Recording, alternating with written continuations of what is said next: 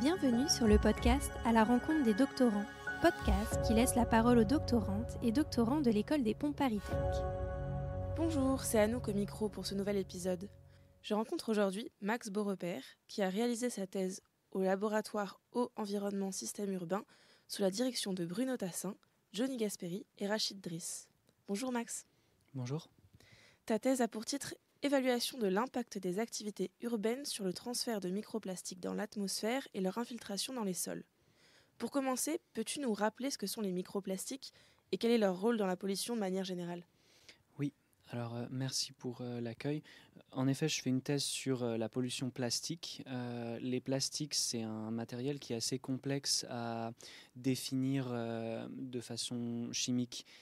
C'est beaucoup de matériaux différents, en vrai, qui vont avoir des compositions chimiques assez variables, ce qui les rend très malléables et utilisables dans énormément de champs économiques, ce qui est assez pratique. C'est aussi des matériaux qui sont assez peu chers et assez durables du fait qu'ils ont été conçus de façon à ne pas s'endommager.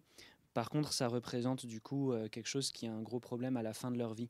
Ces matériaux plastiques, ils sont de plus en plus utilisés. On a dépassé les 400 millions de tonnes de matériaux plastiques produits chaque année. Et la majorité de ces matériaux servent pour un usage unique ou un usage sur une très courte durée de moins de 6 mois. Ce qui fait qu'à la fin de cet usage, on se retrouve avec une masse assez importante de choses qui sont des déchets, qui ne vont pas disparaître, qui restent dans l'environnement et qui donc du coup deviennent une forme de pollution un petit peu diffuse qu'on retrouve un peu partout. Cette pollution, elle est autant visible sous la forme de ce que nous on appelle des macro-déchets, donc c'est vraiment des sacs en plastique qui traînent ou des bouteilles ou toutes sortes d'emballages qui ne se sont pas encore complètement dégradés. Et ce qui est beaucoup appelé les microplastiques, qui est un mot beaucoup employé en particulier en sciences, pour parler de fragments plastiques qui se sont dégradés progressivement sous l'impact du vent et tout, mais qui restent des objets solides qui sont susceptibles d'être soit consommés, absorbés par différentes formes de vie, y compris des humains par inadvertance, soit juste qui vont s'accumuler et qui vont potentiellement absorber ou relarguer d'autres types de produits chimiques. Tu as donc organisé tes recherches en deux grandes parties, la pollution des microplastiques dans l'air et les infiltrations de ces microplastiques dans les sols aux abords des routes. Comment tes recherches se sont-elles articulées et quelles étaient tes hypothèses ?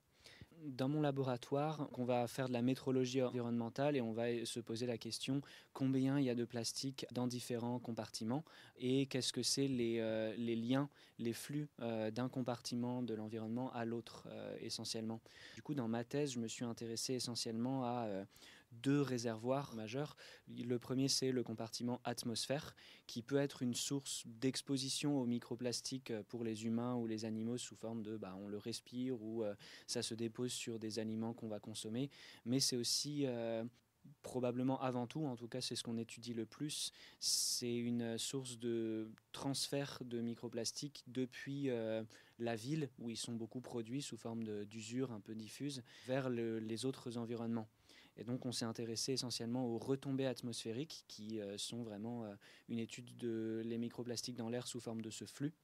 Et d'une autre part, on s'est intéressé aux microplastiques dans les sols, en voyant les sols plus comme une espèce de réservoir, donc quelque chose qui va recevoir des plastiques de tout un tas de sources différentes et qui va potentiellement les laisser s'accumuler au fil du temps. On a fait donc des collectes d'échantillons. Une fois qu'on a collecté ces échantillons, notre but, ça a été en s'intéressant à un site vraiment précis qui était au bord d'une route avec beaucoup de trafic qui recevait des microplastiques de façon assez facile à mesurer ou en tout cas assez compréhensible. On a essayé de comparer les différentes sources majeures de plastique dans cette route et comparer ça au stock total de microplastiques dans les sols de cette route. Donc tu expliquais que pour tes recherches, tu faisais des collectes d'échantillons. Donc quelle était la méthode exactement dans ces collectes d'échantillons ? Du coup, on s'est intéressé à un site principalement pour ça, qui est un bord de route 4 voies en Seine-et-Marne. On a fait deux types de collectes un peu importantes là-bas.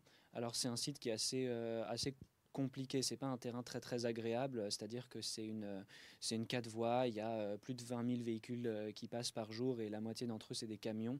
Et la façon dont on allait collecter des échantillons sur ce bord de route-là, c'était vraiment juste en arrivant, en se garant en voiture sur la bande d'arrêt d'urgence et en mettant autant de procédures de sécurité que possible pour éviter de se mettre en danger. Et on a donc collecté des sols sur le fossé qui absorbe l'eau de ruissellement quand il pleut de cette route. Et donc pour ça, on a fait des espèces de carottes d'échantillons, c'est-à-dire qu'on a utilisé une tarière qui est un système de collecte à main pour collecter des échantillons jusqu'à une profondeur de 40 cm.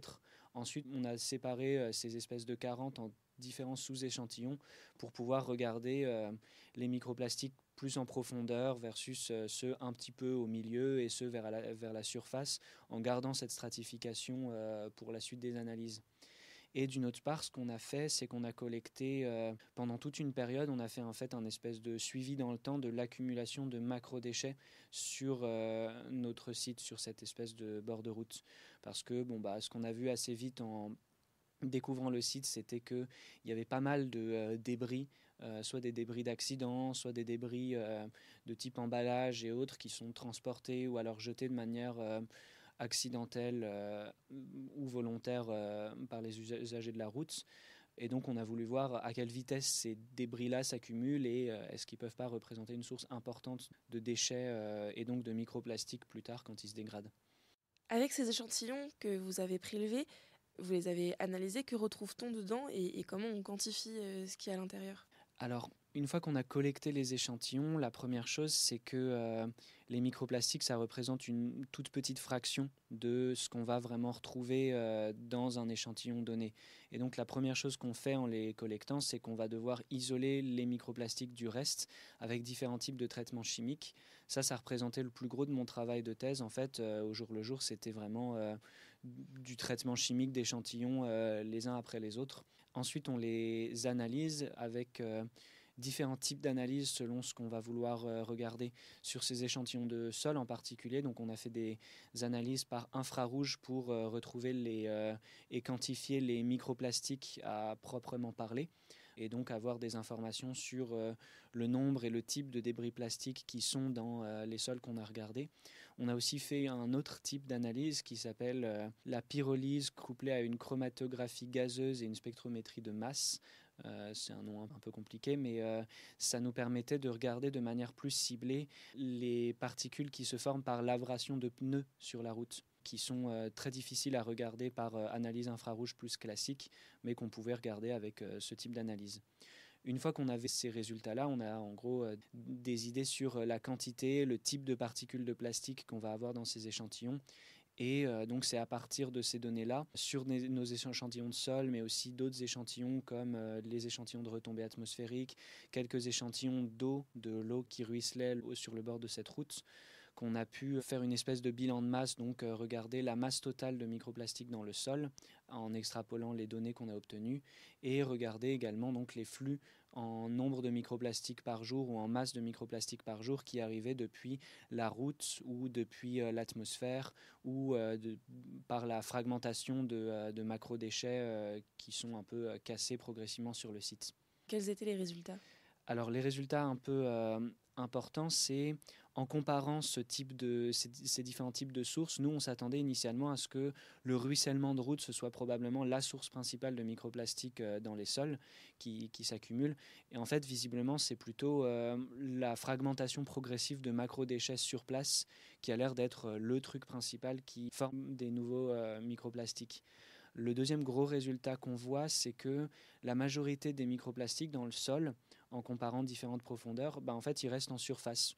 Ils s'accumulent un petit peu, mais ils n'ont pas l'air de s'infiltrer si profondément que ça, en tout cas sur le sol très spécifique qu'on regardait. Et le dernier truc qu'on a pu noter, qui était assez majeur, c'est qu'il y avait vraiment beaucoup plus de particules de pneus sur le sol qu'on regardait, en particulier en surface, que d'autres types de microplastiques. On atteignait des concentrations qui étaient de l'ordre de 1% en masse du sol. Normalement, on considère les microplastiques et d'autres choses comme des micropolluants, donc très peu concentrés dans un échantillon. Là, on est quasiment plus vraiment dans du micropolluant quand on a 1% de la masse du sol qui est juste de la particule de pneu. Dans une publication récente, tu racontes une étude que tu as menée pendant le Covid sur l'impact des confinements sur les pollutions microplastiques dans l'atmosphère. Qu'est-ce que vous cherchiez à montrer et comment vous avez procédé ? Oui, ça c'était du coup sur la partie plus atmosphère de ma thèse.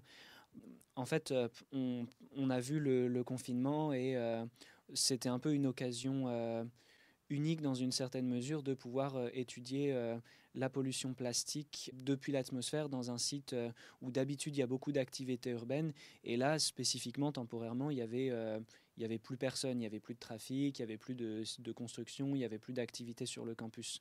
Donc ce qu'on a fait c'est qu'on a collecté les retombées atmosphériques de l'école des ponts.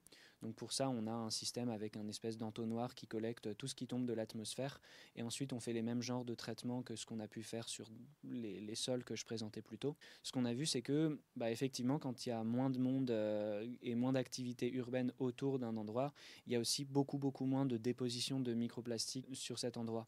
Et en particulier ce qu'on voit c'est que les plus gros microplastiques ils ont tendance à disparaître plus vite visiblement que les plus petits microplastiques qu'on était en mesure de regarder. Peut-être que les petits microplastiques ils restent un tout petit peu dans l'atmosphère, un tout petit peu plus longtemps, suffisamment longtemps pour qu'on continue à les voir là où les gros se déposent et restent déposés assez vite. C'est pas clair si c'est parce qu'il y a moins de sources de microplastiques et donc on en produit moins dans l'atmosphère, ou si c'est que il y a toujours un petit peu des plastiques qui se déposent, mais d'habitude l'activité urbaine les remet en suspension et donc les remet dans l'atmosphère et donc ils se redéposent. Là où comme il n'y avait plus d'activité autour, il y avait moins de remise en suspension de tous ces plastiques. C'est une étude qui est un petit peu exceptionnelle du coup, puisque vous n'avez pas forcément d'autres occasions de calculer ça sur un territoire où d'un coup il n'y a plus d'activité. Oui, c'est ça.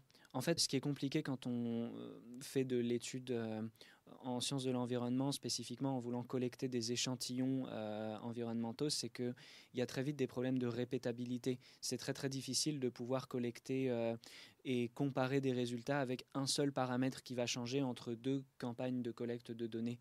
Il y a toujours plein de choses différentes qui vont avoir un tout petit peu changé, ce qui fait que c'est pas toujours facile de voir une corrélation claire entre un phénomène et un paramètre. Et là, il y a quelques paramètres qui ont forcément changé. C'était pas pile la même météo les deux fois, mais on était sur le même site. Et la principale différence, c'était vraiment la baisse d'activité autour. Toutes ces recherches, celles sur le Covid et puis celles que tu expliquais au départ, elles sont inscrites dans des questionnements écologiques. Est-ce que tu as des engagements personnels ou est-ce que le laboratoire a des engagements sur ces sujets ? Moi, j'ai initialement un master de géologie et par ailleurs, j'ai un intérêt un peu prononcé pour les enjeux environnementaux. Et ce qui m'a assez vite fait peur en master de géol, c'était me retrouver à faire une thèse pour... il y a beaucoup de choses en géologie qui sont autour des ressources minières et finalement continuer à surutiliser les ressources planétaires, ça me faisait pas du tout envie. Du coup, c'est pour ça que je suis allé chercher une thèse, si possible, autour de choses plus environnementales et donc les microplastiques. Par ailleurs, pour moi, la recherche, c'est un moyen qui est peut-être un petit peu planqué, mais c'est un moyen de rester autant que possible en adéquation avec mes valeurs personnelles. J'ai l'impression d'avoir eu un petit peu moins de trade-off à faire que si j'étais allé bosser dans une entreprise. Et donc, c'est quelque chose qui m'a donné envie de rester autant que possible. En plus de ça, donc, pendant la thèse, ce qu'on a pu faire, c'est faire tout ce qu'on a pu pour réduire l'impact de l'équipe de recherche. On n'est pas allé à toutes les conférences internationales qui pouvaient exister. Et puis, les conférences où on s'est rendu, on a fait tout ce qu'on a pu pour y aller en train, même si c'était plus long et plus cher et plus compliqué qu'en avion. Et on a fait ce qu'on a pu pour réduire l'impact du laboratoire autant que possible. Ce qui est quelque chose que j'ai trouvé aussi positif que possible et qui marchait mieux avec mes engagements à moi par ailleurs dans la vie de tous les jours et dans mes idées, quoi. Tu as soutenu ta thèse le 5 avril dernier. Aujourd'hui, quelle est la suite des choses pour toi ? Alors, du coup, je voudrais continuer dans la recherche autant que possible. C'est un milieu avec beaucoup de compétition, tout ça, mais j'ai quand même envie de rester dans la recherche autant que je peux, et donc je vais continuer avec un postdoc, pour le coup, qui va m'obliger à prendre l'avion parce que ce sera aux États-Unis pendant 2 ans.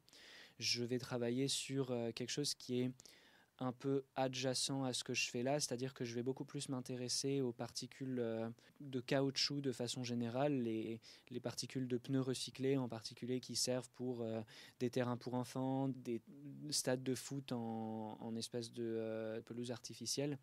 Et je vais autant m'intéresser à ça donc, sous forme de particules polluantes, que les autres composants chimiques qui vont pouvoir se retrouver, qui vont être des polluants plus directement écotoxiques et qui peuvent être relargués plus tard dans l'environnement.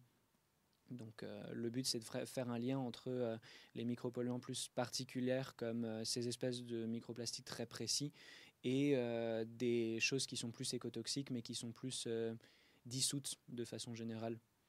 Donc toujours en restant dans ces mêmes thèmes. Ouais. On arrive à la fin de ce podcast. Merci beaucoup Max d'avoir partagé ton expérience de thèse avec nous. Quant à nous, on se retrouve le mois prochain pour un nouvel épisode du podcast À la rencontre des doctorants, à retrouver sur la revue numérique de l'École des Ponts, ingenius.écoledesponts.fr.